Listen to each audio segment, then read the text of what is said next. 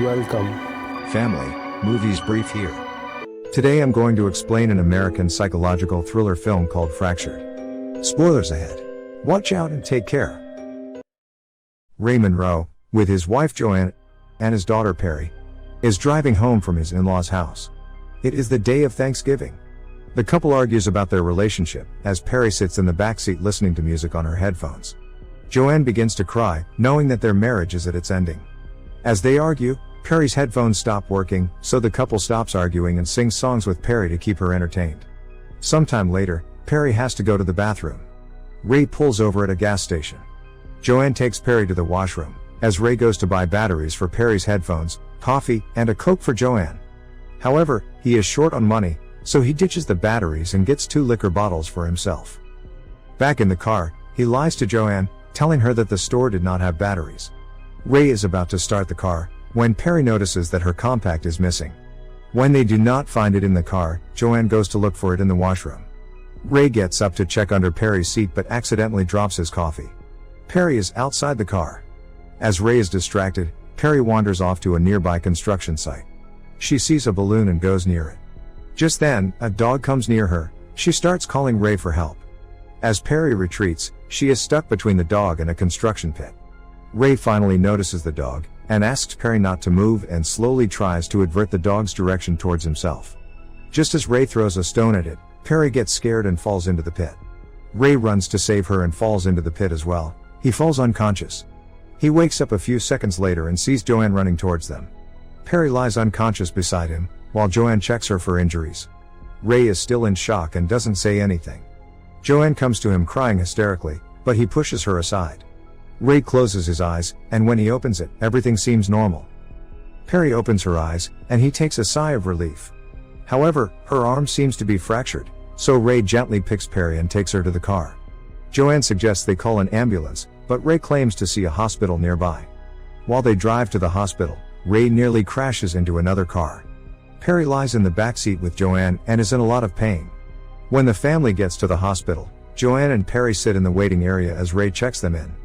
The hospital is crowded, so the receptionist tells him to wait for their turn. As the 3 of them wait, Perry whimpers in pain. Ray goes to the receptionist again and asks to be sent earlier than others. However, she just makes him sign paperwork and asks him to wait. He goes back to his family in the waiting area, where Joanne apologizes to him for being rude earlier. After a while, the nurse calls Ray's name. The family is taken to a room, where the nurse notes down required information about them. The questions start to get intrusive, which annoys the couple. The nurse then asks them to register Perry as an organ donor, but they refuse. Even after being denied, the nurse pushes the topic, but Ray dismisses her. Another nurse then takes them to a ward. Perry is put into a hospital bed, and a doctor finally sees her. He confirms that Perry's arm is broken and tells them that she needs a cast. When the doctor finds out that Perry has also hit her head, he advises them to do a CT scan. The nurses cast Perry's arm. She is then put in a wheelchair and taken to the CT scan lab. It turns out that only one parent can go to the area at once, so Ray stays outside. Perry tells him that she loves him before they part. Ray falls asleep while waiting for them. He wakes up in a few hours, and asks the receptionist about his family, but since the shifts have changed, she doesn't know anything. She asks him to wait while she checks the records. It has been several minutes, but the receptionist doesn't say anything. Ray asks her again, this time a little annoyed. She then checks the morning record, but Perry's name is not in it. Frustrated, Ray asks to see the doctor who checked Perry, but he has changed shifts too. Agitated, Ray yells at the receptionist and bangs her desk, so she immediately calls the CT room. However, the person from the lab tells her that only one old woman has come to the lab that day.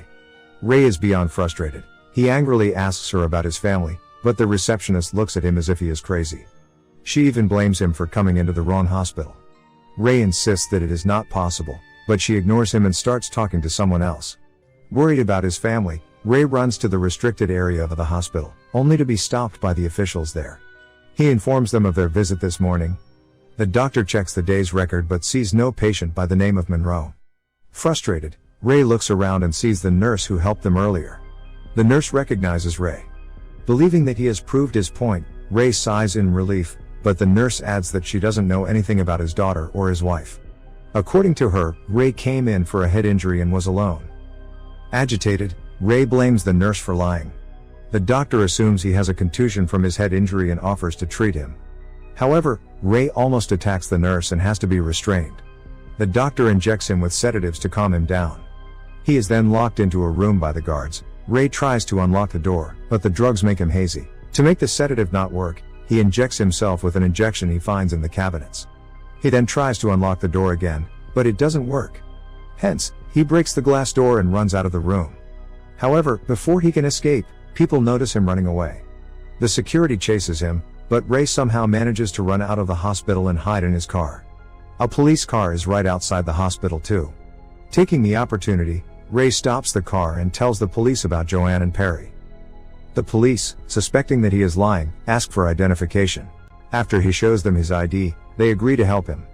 The receptionist sees Ray walk into the hospital again, but this time, she cannot do anything because of the police officers. She calls the security before assisting them. The guards then let them in. Ray takes the police to the doctor from earlier. The doctor admits that there can be a mistake in the records, and Ray demands they be taken to the CT lab. The doctor agrees. However, the guards take them to the third floor. Ray clearly remembers the CT lab being in the basement. At the lab, it is clear that Perry was never there. Ray then demands to call Dr. Berthram, who had checked Perry that morning. The staff obliges. Just then, the receptionist comes in with the paper that Ray had signed this morning. However, it doesn't prove the presence of Joanne and Perry. Dr. Berthram finally arrives, and reveals that Ray came to the hospital alone to get treated for his head injury. The doctor had asked him to do a CT scan, but he refused, saying that his wife Abby was waiting for him outside. The police officers get suspicious of Ray because he has told them that his wife's name is Joanne, not Abby. Ray then reveals that Abby is his ex-wife, who has been dead for years. Helpless, Ray accuses the hospital of kidnapping his family. The security guard suggests they look at the CCTV camera footage to see if Ray is lying. The group then watches the footage for the morning, but Perry and Joanne are in none of them.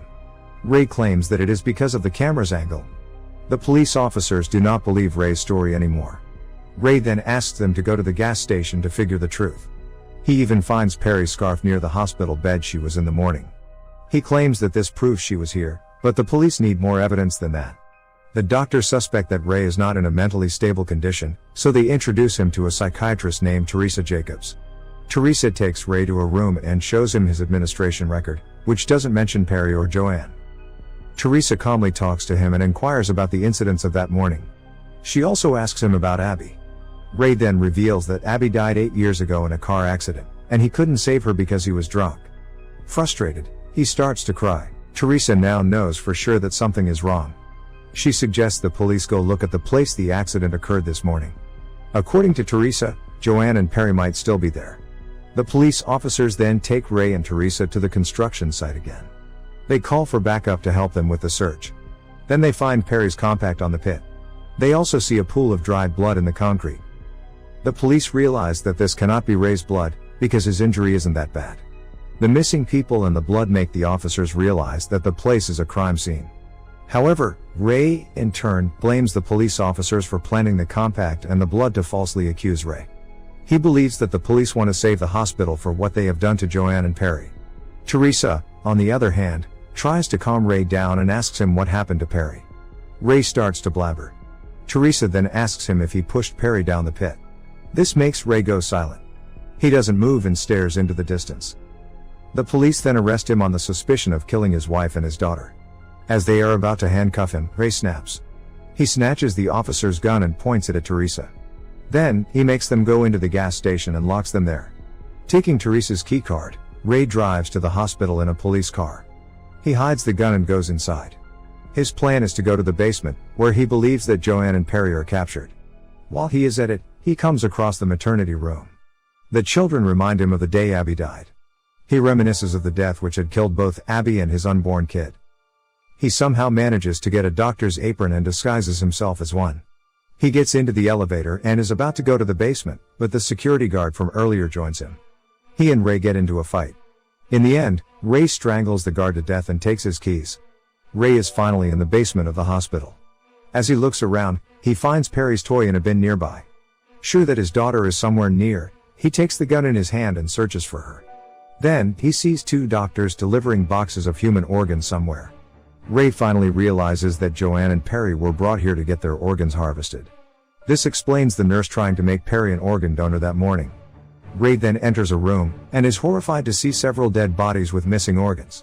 He rushes out of the room looking for Perry, and finally finds her in another room being operated on by surgeons. Joanne is in the corner of the room, highly sedated. The doctors had drugged her. Ray then holds the surgeons at gunpoint, and places both Joanne and Perry in a wheelchair. But before he can run away, the doctors restrain him. They are about to inject him with drugs, but Ray manages to free himself by shooting a device and causing an explosion. Ray finally runs out of the room with both Joanne and Perry in the wheelchair. He kills another doctor in the hallway.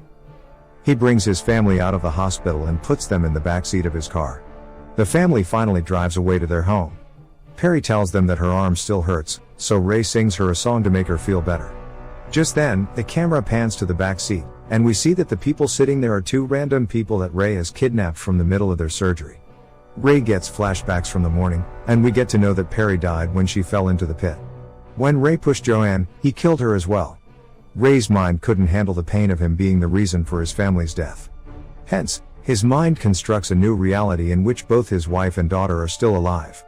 Ray believes he is rescuing them, but it is revealed that he has kidnapped a random patient from surgery. Joanne and Perry's dead bodies were inside the trunk of his car the whole time. The movie ends as Ray hallucinates Joanne telling him to take them home. And that's the heartbreaking ending of the movie. Subscribe for more videos like this, turn on notifications, and leave a like to help the channel out. Thank you for watching.